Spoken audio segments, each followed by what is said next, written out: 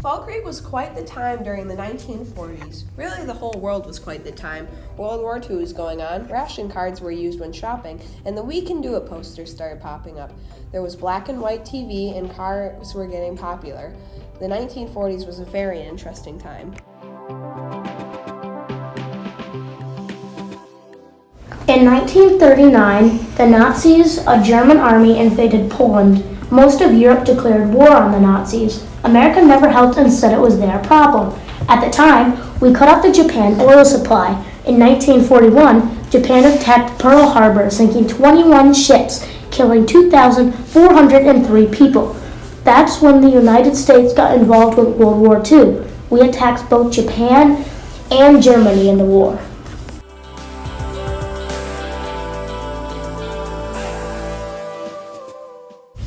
In the 1940s, when somebody turned 21, they would have to sign up for the draft. Although today you have to sign up for the draft when you turn 18 or within the month of your 18th birthday. Women are excluded from the draft, but women can volunteer for the military services.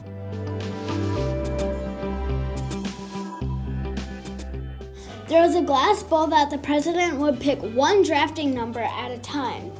Then the president would say them out loud to the public.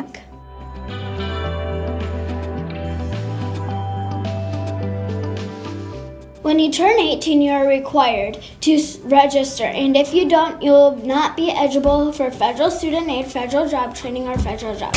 You may be prosecuted and face a fine up to $250,000 or jail time up to 5 years.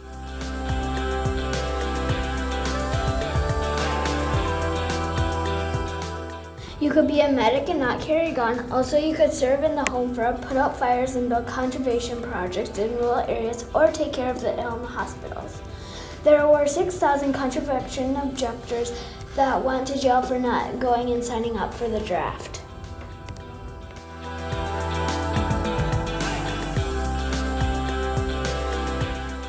What is rationing? It started in World War I when the Office of Price Administration started to ration food, clothes, and other goods until the war was over. But once we got involved with World War II, that's when the rationing began again. You would buy ration books to tell you what foods you got. People would get stamps of food. When people went to the store, they would turn in a stamp and get that food. You get new stamps every month, so you had to use them wisely. Different books may have different foods. One may have more meat but less eggs, or more ham and less sugar. They always seem to even out with them all being balanced. They also had rationing for other items like clothes and cooking oil, also cooking fat. All other supplies went to soldiers at war. You could only have a limited amount of items. According to Wally from Chippewa Falls, he only got a 100-pound bag of sugar every year, which is actually a lot. Cars became widely available in the 19th century. Some cars in the 1940s were the Cadillac, Chevrolet, Chrysler, Dodge Ford, Fraser, Hudson, and Kaiser. During 1942, no cars were made due to World War II. The cars came back in 1946. The early 1940s were the start of luxury cars, which could go about 95 miles per hour. People of the war came up with a 1/4-ton four-wheel drive military vehicle called the Jeep. Because car making came to a stop, the car companies started making tanks, bombs, and ammo.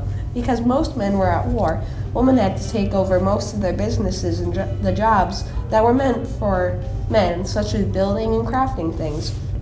One person called J. Howard Miller inspired women to take over the jobs with the famous poster that says, "We can do it."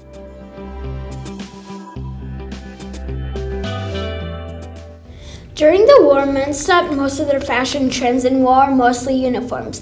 Men that were not in the war wore a suit like today or a collared shirt with pants that had a crease in the front. Women's clothing also got more serious to do all the things going on. Women wore knee-length dress with puffy shoulders and plaid-lined skirt with lime-string stockings and peep-toe high heels.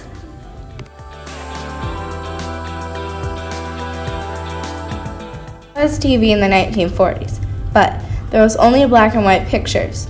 The Cabaret Cruise, the Cabaret cartoons, and the Faraway Hill were all popular TV shows in the 1940s. There used to be a big grocery store that would have a free movie night. They would put up a big screen on the side of the building and use an old-fashioned projector to put up the picture.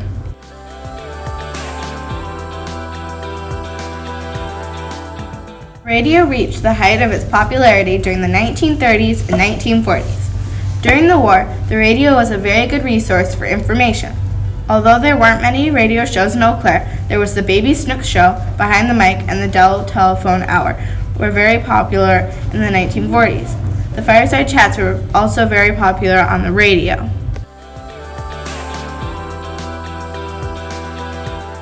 President Roosevelt invented the fireside chats. The purpose of the fireside chats was to address the views and concerns of the people. The other reasons were to inform the people of the positions and actions of the government. These chats made people feel like Roosevelt was talking directly to them. Powerful, unresourceful gangsters have banded together to make war from the whole human race.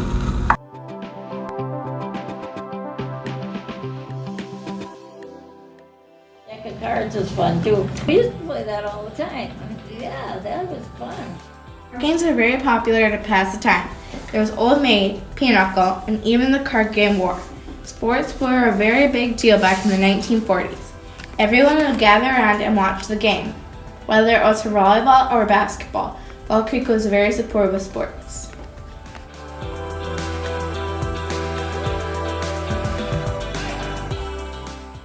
There was not really a lot of privacy with the telephone. The operator would always be listening in on your conversation. Your neighbors could also listen in on your conversation. You would share a phone line with your neighbors. Each house would have a different ring. Say that your ring was one long ring and one short ring. Then your neighbor would have something like two long rings and one short ring.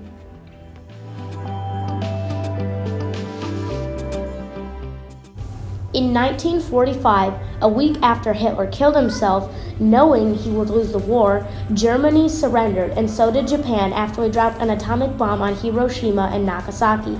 70 to 85 million people died in World War II. That's equal to 3% of the world population in the 1940s. It is the deadliest military conflict so far.